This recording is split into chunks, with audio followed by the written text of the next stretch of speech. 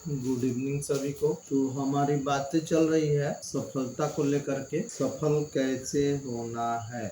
ये एक जो हमारी बातचीत है ये सफलता पर आधारित होगी और एक कोर्स के रूप में होगी। इसलिए जैसे हम कोर्स को पढ़ते हैं, कोर्स करते हैं, जैसे इंग्लिश का कोर्स करते हैं, मैथ के लिए कोर्स करते हैं, उसी तरह से ये हमारा एक कोर्स है जो हमें सफलता की तरफ लेकर के जाए। इसलिए कि जो भी बातें बताई जाए उसको इस तरह से देखना है। जैसे हम मैथ को बनाते हैं तो मैथ का एक फार्मूला होता है जिससे कि मैथ आसानी से बन जाता। उसी तरह से हमारी जो बातचीत है वो सफलता के लिए उसी फार्मूले की तरह है जो हमें सफल करेगी। और इसलिए बातों को सुनना है, समझना है, लिखना भी है और सबसे जरूरी उसको मानना भी। तो हम परसों के क्लास में हमने लिखवाया था विद्यार्थियों के गुण। तो अभी तक हमने लिखवाया था क्या क्या लिखवाए थे। पहला अनुशासन, डिसिप्लिन, दूसरा परिश्रम, हार्ड वर्क, तीसरा जिज्ञासा, क्यूरियोसिटी और चौथा लिखवाया था सत्यनिष्ठा, ऑनेस्टी। तो आज लिखें, इसके आगे लिखें, क्योंकि जैसे विज्ञान पढ़ते हैं तो डिफिनेशन होता है, मैथ पढ़ते हैं तो फार्मूला होता है, व्याकरण पढ़ते हैं तो उसमें भी डिफिनेशन होता है, परिभाषा होता है। उसी तरह से ये सफलता की परिभाषा तुमको लिखाई जाए। और इसके बिना जो बच्चे इन सारी चीजों को समझ लेते और उसकी पढ़ाई करते हैं, समझो ये तो सेल्फ स्टडी के द्वारा होता है। किसी स्कूल में इस तरह की पढ़ाई नहीं होती है, सेल्फ स्टडी से ही ऐसी पढ़ाई बच्चे पढ़ते हैं। लेकिन हमारी चाहत है कि बच्चे इस जैसे और सब सब्जेक्ट को पढ़ते हैं उसी तरह से सफलता का भी सब्जेक्ट एक हो और बच्चे उसको पढ़े, समझे और ताकि उनका डाउट क्लियर हो, एक सही दिशा मिले, अपना सही दिशा तय कर ले और उस दिशा पर सही ढंग से चले। तो उसके लिए तो सबसे पहले विद्यार्थियों के अंदर क्या गुण होने चाहिए उसको मैं लिखा रहा हूँ।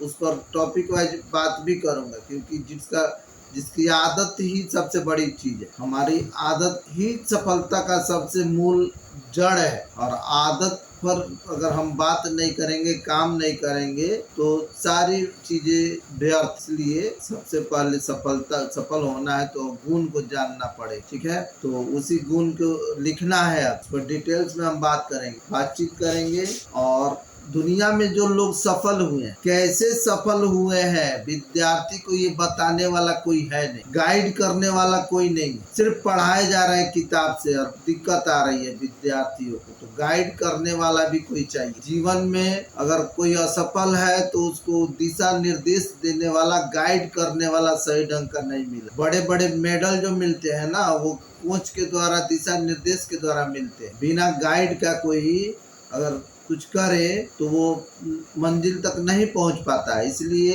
इसे जिस रूप में भी तुम देखना चाहो देखो और समझो, और लेकिन करो। 90% बच्चों के साथ यही होता है कि दिशा निर्देश देने वाला, हम लोग फेलियर क्यों हुए, कुछ बड़ा अचीवमेंट क्यों नहीं किए, क्योंकि गार्जियन सिर्फ नाम लिखवा दिए एक स्कूल में, और एक ऐसा स्कूल में जो कि सिर्फ कोर्स की किताबें ही पढ़ाता रहा और हम कोर्स की किताबें ही पढ़ते रहे। कोई हमको गाइड देने वाला नहीं था, किस विषय से क्या पढ़ेंगे तो क्या बनेंगे, कैसे सफलता के क्या रूल्स होते हैं, सफलता की कौन सी आदत होती है, ये सब कोई पढ़ाता नहीं है।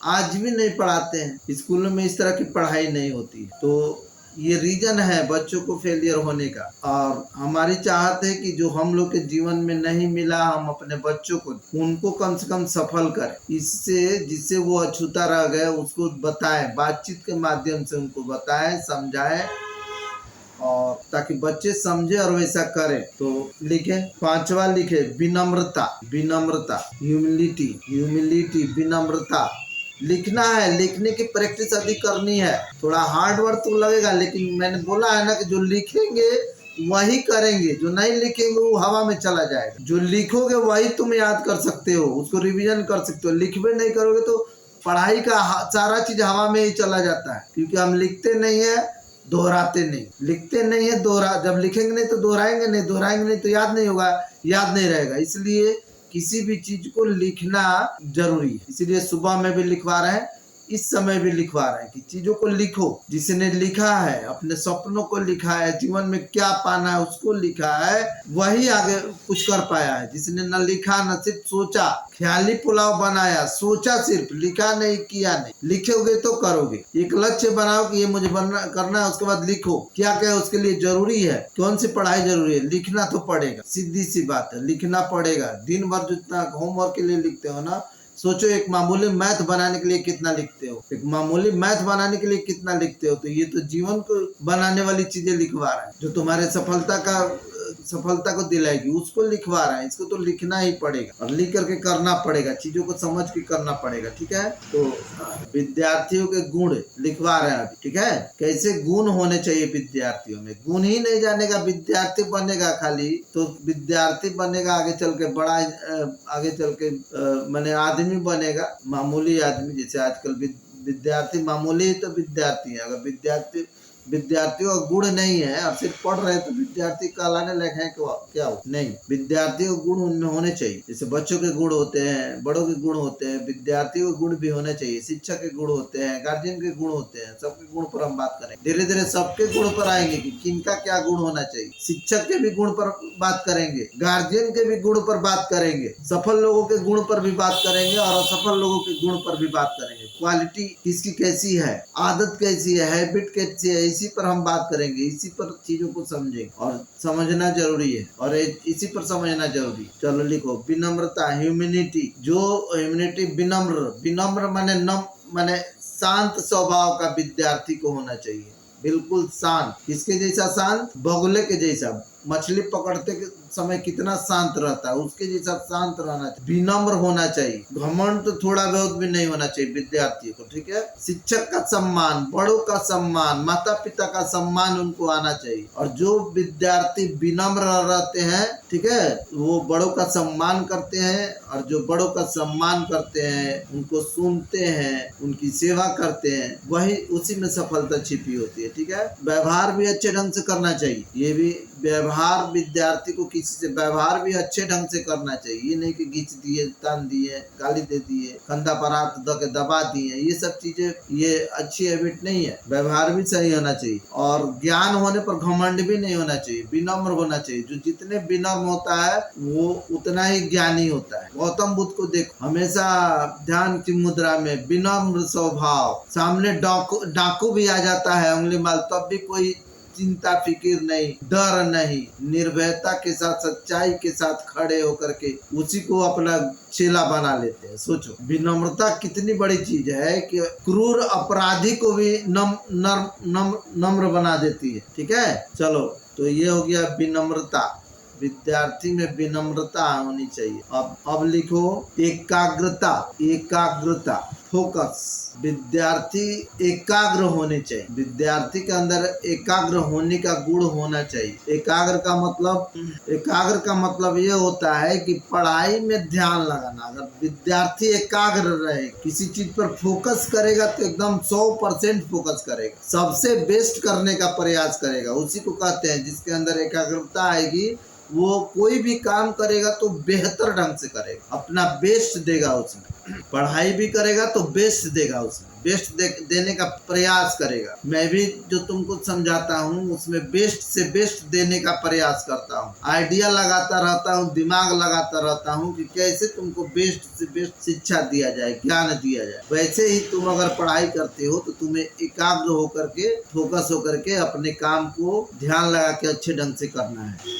दूसरा है, जो व्यक्ति एकाग्र रहेगा वो उसका मन भटकेगा नहीं। बहुत सारी चीजें हमारे जीवन में भटकाने वाली आती है, और खास करके पढ़ाई के समय में अधिकतर बच्चे भटक जाते हैं। 5 मिनट पढ़ने बैठे तब तक मोबाइल में फोन आ गया, चाहे कुछ खाने वाला आ गया, चाहे 5 मिनट भी सही ढंग से नहीं बैठ पाते। तो मोबाइल को दूर कर दो, शांत वातावरण में बैठो। कम से कम 40 मिनट का एक घंटी बनाओ, जैसे स्कूल में होता है। 40 मिनट बैठो, 20 मिनट भले आराम करो। ऐसा ही होता है। एलन मस्क क्यों इतना आगे है? वो अपने काम पर इतना फोकस करता है कि अगर कोई काम करता है तो 40 मिनट करता है, 10 मिनट आराम करता है, फिर 40 मिनट करता है, फिर 10 मिनट, और जो 40 मिनट देता है अपना बेस्ट देता है काम करने में, और 10 मिनट या 20 मिनट रेस्ट करता है, उसमें भी अपना बेस्ट देता है आराम करने। तो इस तरह से अपने 24 घंटा को टाइम वाइज टाइम बांटो, ठीक है। इस पर आगे भी हम बात करेंगे। मैंने ध्यान भटकता है, उन सारी चीजों को रोकना पड़ेगा। कौन कौन सी चीजें तुम्हारे ध्यान भटका दे, उसको लिखो कि ये चीजें मेरे ध्यान भटका दे, ठीक है। इससे मुझे सावधान हो जाना। लक्ष्य पर केंद्रित रहना। जब हम एकाग्र रहेंगे तो लक्ष्य पर केंद्रित रहें, यानी कि मैं जो लक्ष्य बनाया हूँ उससे भटकूंगा नहीं। जैसे मैंने अभी लक्ष्य बनाया, 50 साल के बाद लक्ष्य बनाया मैंने। पहले मेरा कोई लक्ष्य नहीं था, बस यही लक्ष्य था कि किसी तरह से जीवन यापन करना है। लेकिन आज का मेरा लक्ष्य यह है कि मुझे अपने स्कूल में मैंने हर एक विद्यार्थी को सफल करना, हमसे जुड़े हुए जो भी विद्यार्थी हैं उनको सफल करना है। ये मैंने लक्ष्य बनाया है, और इसी लक्ष्य के को प्राप्त करने के लिए मैंने ये सफलता का एक कोर्स बना रहा। और सुबह में भी जग के पढ़ा रहा हूँ, इस समय भी ऑनलाइन क्लास करा रहा हूँ, क्योंकि ऑनलाइन आज की डिमांड है और बच्चों को सफल के लिए दिशा निर्देश जरूरी है। यही मेरा लक्ष्य है। अगर हम सही ढंग से दिशा निर्देश कर पाएंगे, बच्चे समझ पाएंगे, तो जरूर इसका रिजल्ट दिखेगा। जो असफलता का ग्रोथ, असफलता का जो सबसे ज्यादा ये है ग्रोथ है, उसको रोकना है, उसको अंकुश लगाना है। इस तरह की चीजें सभी शिक्षक को करनी पड़ेगी। चलो, तो ये चीज हो गई। अब लिखो स्वास्थ्य सचेत, स्वास्थ्य सचेत, स्वास्थ्य सचेत, यानी कि हेल्थ अवेयरनेस। विद्यार्थी को स्वास्थ्य के प्रति भी सचेत रहना चाहिए। ऐसा नहीं कि स्वास्थ्य जैसे तैसे है तो पढ़ने में भी मन नहीं लगेगा। अच्छे अच्छे सफल लोगों का भी जब स्वास्थ्य गड़बड़ा जाता है, बिगड़ जाता है, तो उनकी सफलता धीरे धीरे प्रभावित होने लगती। इसलिए स्वास्थ्य तो बहुत मैटर रखता है का। शुभम देखो, स्वास्थ्य भी बहुत मैटर करता है, और कहा भी गया है कि हेल्थ इज वेल्थ, स्वास्थ्य ही धन है। इसलिए स्वास्थ्य के प्रति भी हमें सचेत रहना होगा। शारीरिक स्वास्थ्य का ध्यान रखना, शरीर के जो अपने स्वास्थ्य का ध्यान रखना। स्वास्थ्य का ध्यान रखने का मतलब, जैसे अगर कुछ हम गलत चीज खा रहे हैं, वो भी हमारे स्वास्थ्य को प्रभावित कर सकता है, ठीक है। इसलिए समय से खाएं, भले सूखी रोटी भी खाएं, समय से खाएं, उसका प्रभाव दिखेगा। ये नहीं कि कुरकुरे खाएं, हाजमोला खाएं। जब से स्कूल में कुरकुरे मुरमुरे बंद हुआ है, तब से हम देख रहे हैं कि हाजमोला का चलन ज्यादा हो गया, और ये ठीक नहीं। खाने वाली चीजें लंच में लेके आए, खाएं, स्वस्थ रहेंगे तो पढ़ाई करेंगे, और पढ़ाई मन से पढ़ाई करेंगे तो सफलता में। समय पर भोजन और व्यायाम करना, एक्सरसाइज भी करें। विद्यार्थी को एक्सरसाइज करना चाहिए। दिमाग को फ्रेश रखने के लिए एक्सरसाइज करना चाहिए। हार्ड वर्क होता है एक्सरसाइज थोड़ा वह हार्ड वर्क होता है, लेकिन सुबह में जो हार्ड वर्क कर लेता है, दिन भर वो हार्ड वर्क करता है, और हार्ड वर्क ही है जो इंसान को सफल करता है। हार्ड वर्क को पहले कर लेना चाहिए, सुबह में कर लेना। पढ़ाई में भी सबसे पहले मैथ को बना लेना है। मैथ हार्ड होता है, इसलिए मैथ भी बनाना चाहिए सुबह। कोई भी काम हार्ड वर्क पहले करना है, ठीक है। उससे आदत बनती है हमारी मेहनत वाला काम करने की। आलस दूर होता है, हार्ड वर्क करने से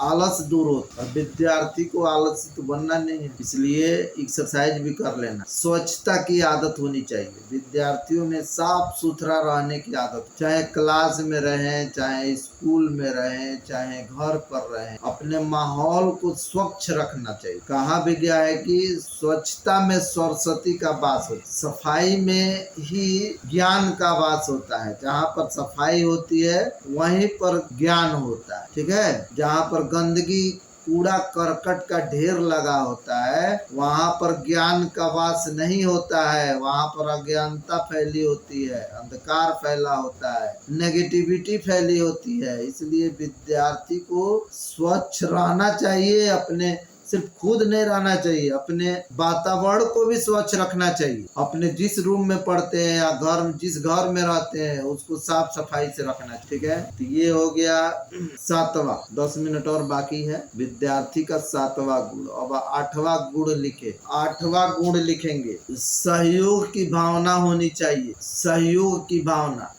सहयोग, मदद करने की भावना, सेवा करने की भावना विद्यार्थियों में फुट के भरी होनी चाहिए। जिसको जिसको जितना सहयोग करने की आदत बनेगी वो उतना ही सफल होगा, क्योंकि सफलता इसी में छिपी हुई है। जो भी सफल हुए हैं लोगों को सहयोग करके, मदद करके सफल। कोई ज्ञान दे करके लोगों की मदद करी है, तो किसी ने सामान बेच के कम दाम में लोगों की मदद करी है, किसी ने सेवा करके लोगों की मदद करी है, किसी ने इलाज करके मदद करी है, किसी ने नेता बन करके लोगों की मदद करी है, समाज की मदद करी है। तो विद्यार्थी में बचपन से ही इस तरह से सहयोग की भावना होगी तो आगे चल के वो लोगों की मदद करें। ठीक है, तो सहयोग की भावना, टीम स्पिरिट, अंग्रेजी होगा टीम स्पिरिट। ठीक है, तो सहयोग की भावना होनी चाहिए। तो तुम लोग किसको अभी सहयोग कर सकते हो? सहयोग की भावना होगी तो किसको सहयोग करोगे? दोस्त को, अपने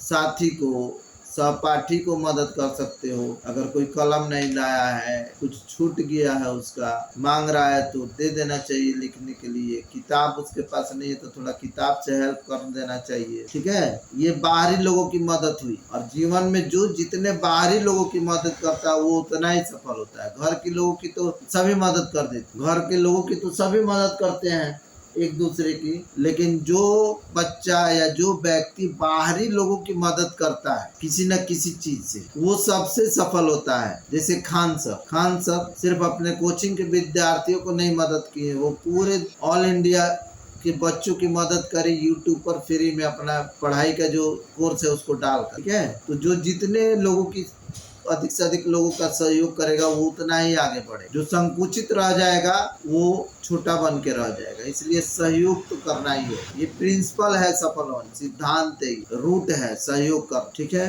सहयोग की भावना होनी चाहिए। सहयोग के बल पर अच्छा काम, बहुत सारा अच्छा काम हो जाता है। समूह बनाकर जितने भी अच्छे काम हुए हैं, समूह बना के, जैसे समूह बना करके तुम लोग अपने क्लास को अच्छा साफ कर सकते हो, स्कूल को साफ कर सकते हो।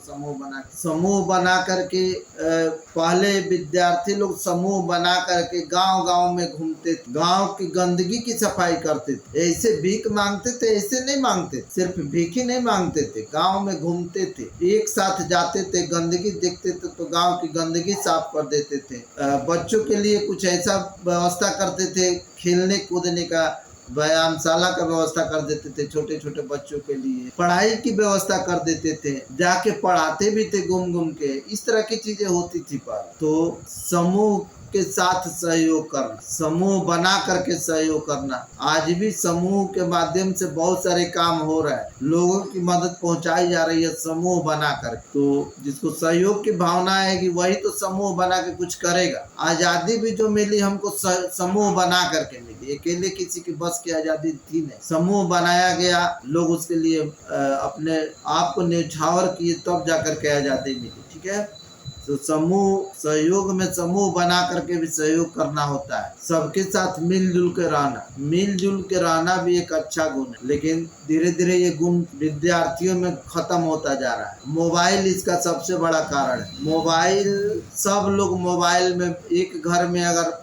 10 व्यक्ति है, 10 व्यक्ति के हाथ में मोबाइल है, मिलने जुलने की बात ही नहीं होती है। कभी कभी तो मुझे लगता है ऐसा हो जाता है कि एक पिता को अपने बेटा से बात किए हुए 1 सप्ताह 10 दिन बीत जाता। माँ से तो थोड़ा बहुत बात हो ही जाता होगा, लेकिन पिता से बेटे को बात करते हुए घर ही में, एक ही घर में रहते हुए भी 1 सप्ताह 10 दिन बीत जाता। क्या ऐसा होना चाहिए? ऐसा नहीं होना चाहिए। तो पिताजी तो अपने काम में व्यस्त रहते हैं, लेकिन जब आते हैं तो तुमको तो सोचना चाहिए कि पिता, हमारे पिता है, सब कुछ हमारे लिए कर रहे हैं, तो इनसे थोड़ा बातचीत करी जाए, इनसे कुछ ज्ञान लिया जाए, इनके दुख तकलीफ को भी जाना जाए।